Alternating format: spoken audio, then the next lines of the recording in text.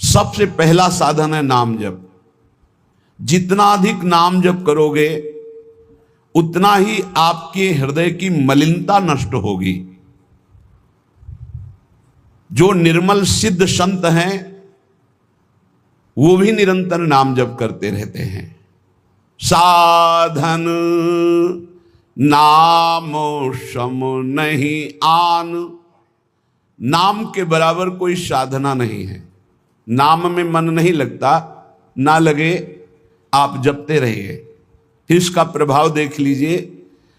मन तो ऐसे फंस जाएगा जैसे चीटा गीले गुड़ में फंस जाता है, उसकी टांगें फंस गई, अब वो निकल नहीं सकता।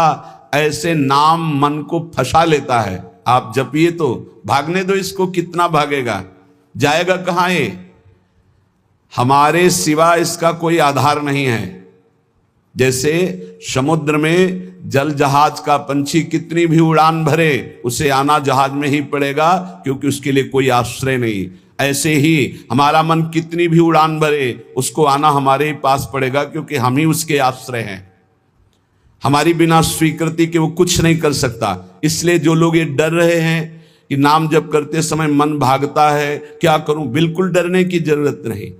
बहुत धैर्यपूर्वक जहां जहां जाए वहां से हटा के नाम में लगाओ, या जहां जहां जाए वहां प्रभु को देखो। अगर ऐसा भी नहीं हो रहा तो छोड़ दो, नाम पर ध्यान दो। राधा राधा राधा, ये जाएगा कहां, भाग के इसे आना पड़ेगा। जपत शिव सनकादि शारद नारदादि सुजान, साधन नाम सम नहीं आन। भगवान शंकर को क्या चाहिए? समस्त बोध शास्त्रों का, स्वरूप का, सिद्धियों का इन्हीं के चरणों की आराधना से होता है, देवाधिदेव महादेव की आराधना से। वो भी हरि नाम जपते हैं, वो भी भगवान नाम जप करते हैं। सनकादि को क्या, ये तो परम सिद्ध है, पर हरिशरणम हरिशरणम हरिशरणम। सरस्वती जी तो सबको बुद्धि प्रदान करती, पर ये भी नाम जप करती हैं। नारद जी का तो प्रसिद्ध ही है नारायण नारायण नारायण। ये सब सुजान ईश्वर कोटि के महापुरुष निरंतर नाम जप करते रहते हैं। इसलिए नाम से बढ़कर कोई साधना नहीं है। नाम के बल मिटत भीषण अशुभ भाग्य विधान। अशुभ भाग्य विधान जो हमें नाना प्रकार के दुख विपत्तियां संकट देते हैं, जो खूब नाम जप करता है उसके ऊपर किसी का प्रभाव नहीं पड़ता। विपत्तियां, अशुभ विनायक, भूत प्रेत पिशाच यक्ष राक्षस, किसी की ताकत नहीं। कुछ लोग कहते हैं कि, आप कहते हैं कि प्रेत सताता नहीं है, तो क्या प्रेत योनि नहीं है? क्या है? योनियां हैं, पर ये उनके लिए है जिनका कर्म भोग उपस्थित हो गया है। जैसे सृष्टि में सांप है, पर सबको काट लेगा क्या? उसी को काटेगा जिसका संस्कार है, कर्म भोग है। ऐसे ही हर योनियां हैं। कोई हमें कष्ट तभी देगा जब हमारा प्रारब्ध कर्म आ जाएगा भोगने के लिए। उसको सहन करने की सामर्थ्य या मिटाने की सामर्थ्य भगवान नाम में है। विश्वास कीजिए, राधा वल्लभ भजत भज भली भली सब होए, जिते विनायक शुभ अशुभ विघ्न करे नहीं कोई। विघ्न करे नहीं कोई, डरे कलिकाल कष्ट भय, हरे सकल संताप हरस्य हरि नाम जपत जय। जिसके मुख में नाम चलता रहता है, जो अशुभ प्रारब्ध है वो भी बहुत क्षीण होकर प्राप्त होता है। जैसे हमने कई बार सत्संग में सुनाया कि काशी में एक बहुत नाम जापक युगल उपासक रहते थे। पूज्य श्री मथुरा दास जी के श्रीमुख से सुना। वो कभी विश्वनाथ जी के दर्शन करने नहीं जाते थे, समय ही नहीं था। जो उपासक एकांतिक भजनानंदी है उसको समय ही नहीं होता, अपने ठाकुर सेवा, अपनी दिनचर्या, तो उनको कभी ऐसा महसूस भी नहीं होता कि हम प्रभु से अलग है, क्योंकि प्रभु के नाम रूप लीला धाम में हर समय चित्त जुड़ा रहता है। तो काशी विश्वनाथ जी की जो सेवा के प्रधान थे वो बहुत बड़े ज्योतिषाचार्य थे। उनके मन में एक जलन हुई कि ये काशी में रहकर विश्वेश्वर विश्वनाथ के दर्शन करने नहीं आते और बड़े वैष्णव हैं, भगत हैं। तो वो समय के अनुसार तत्काल विचार करते थे। तो विचार किया उनके जीवन के विषय में, तो लिखा था कि परसों म्लेच्छ सेना आएगी और उनका सर्वनाश कर देगी। तो उनका हाँ, विश्वनाथ जी के दर्शन न करने से अशुभों का नाश नहीं होता, जरूर इनको अशुभ भोगना पड़ेगा। और वो नाम जापक थे, उनका प्रारब्ध था, उन्होंने ज्योतिष के द्वारा विचारा। और परसों गए हो, जब वहां गए तो पूछा कि वो भगत जी कहाँ? बोले स्नान कर रहे हैं। बोले मध्याह्न में स्नान? बोले ये तो पता नहीं, पर स्नान कर रहे हैं। स्नान करके आए तो उन्होंने कहा मेरी ज्योतिष आज तक कभी गलत नहीं हुई, भगवान विश्वनाथ जी के वरदान से मुझे ज्योतिष का ज्ञान है। और 12 बजे आपके पास म्लेच्छ सेना आनी चाहिए थी आज, और वो आपका विनाश करने, तो वो आई नहीं, इसका मतलब मेरी ज्योतिष झूठी हो गई। बोले नहीं, आपकी ज्योतिष झूठी नहीं हुई, म्लेच्छ सेना आई थी। बोले यहां तो सब यथावत है। बोले प्रगट में नहीं आई, मैं जब भोग पधराकर प्रिया प्रीतम का ध्यान कर रहा था भोग का, उसी समय म्लेच्छ सेना मेरे ध्यान में आई और सब कुछ विनाश किया। फिर मेरा ध्यान टूटा, तो हमने सोचा चलो प्रगट में ना सही, भाव में तो आई, तो इसीलिए स्नान करने गए थे, अब भोग उसारेंगे ठाकुर जी का। ये है ठाकुर सेवा और नाम जप का प्रभाव कि अशुभों को भाव में मिटा दिया, स्वप्न में मिटा दिया, या थोड़ा बड़ा कष्ट दे के मिटा दिया। नाम के बल मिटत भीषण अशुभ भाग्य विधान। भीषण अशुभ भाग्य का विधान नाम जप से मिट जाता है। नाम बल मानो लहित सुख सहज मन अनुमान। जैसा सुख चाहिए तुम्हें, जो सुख चाहिए तुम्हें, वो तुम्हें प्राप्त होगा, केवल नाम जब बढ़ाओ। जो इच्छा करी हो मन माही, हरि प्रसाद कछु दुर्लभ नाही। जैसे बाजार में आप जो चीज चाहो ले सकते हो, पर आपके पास रुपया होना चाहिए। ऐसे ही त्रिभुवन में जो चाहो प्राप्त कर सकते हो, आपके पास भजन बल होना चाहिए, नाम बल होना। नाम बल मानो लहित सुख सहज मन अनुमान। नाम टेरत टरत दारुण विपति शोक महान साधन।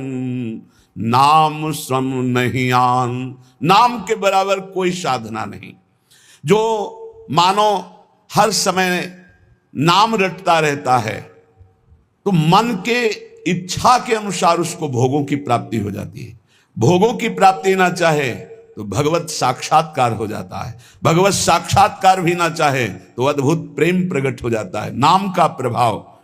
नाम टेरत टरत दारुण विपत्ति शोक महान। कोई कितनी भी विपत्ति शोक में हो, खूब नाम जप करो, देखो हर विपत्ति कोहरे की तरह नष्ट हो जाएगी। जैसे सूर्य के उदय होते ही कोहरा सब विध्वंस हो जाता है, ऐसे ही नाम का जब प्रकाश उदय होगा हर दुख विपत्ति नष्ट हो जाएगी।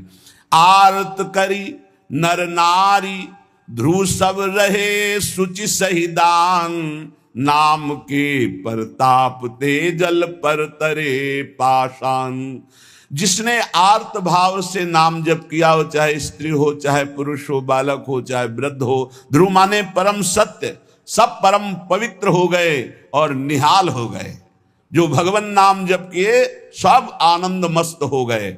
अरे नाम ले ले करके जब नल नील ऐसे पत्थर रखते थे तो वो डूबे नहीं, नाम का प्रभाव। नाम मुख से लेकर के रखते थे, ऐसा कोई न समझे कि पाषाण पे नाम लिख करके रखते। नाम उच्चारण करते, जय श्री राम, और पत्थर रख दिया तो तरा नहीं, क्योंकि मुनि का आशीर्वाद और नाम का प्रताप। नाम बल सागर उलांघ्यो सहज ही हनुमान। हनुमान जी महाराज भगवान के चरणों का चिंतन करते हुए जय श्री राम पूरे समुद्र को लांघ गए। ये समुद्र से भी बढ़कर भव समुद्र है। अगर ठीक से नाम जप करो तो लांघना ही नहीं पड़ेगा, सूख जाएगा। नाम लेत भव सिंधु सुखाही, करहु विचार सुजन मन माही। नाम जितना जपोगे तो उसका प्रभाव होगा कि भव समुद्र सूख जाएगा, संसार से पार होना ही नहीं पड़ेगा। संपूर्ण संसार भगवत स्वरूप है ऐसा अनुभव में आ जाएगा। नाम बल संभव सकल जे कछु असंभव जान।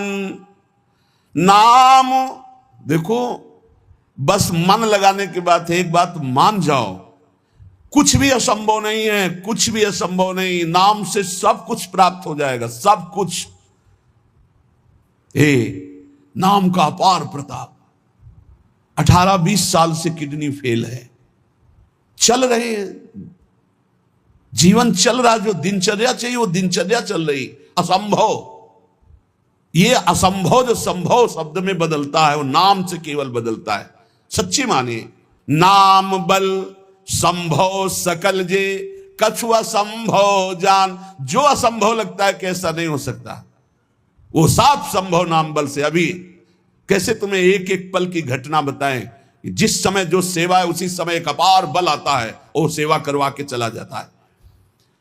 धन्य ते नर रहत जिनके नाम रट की बान, पाप पुण्य प्रजारि वेहित प्रबल पावक खान।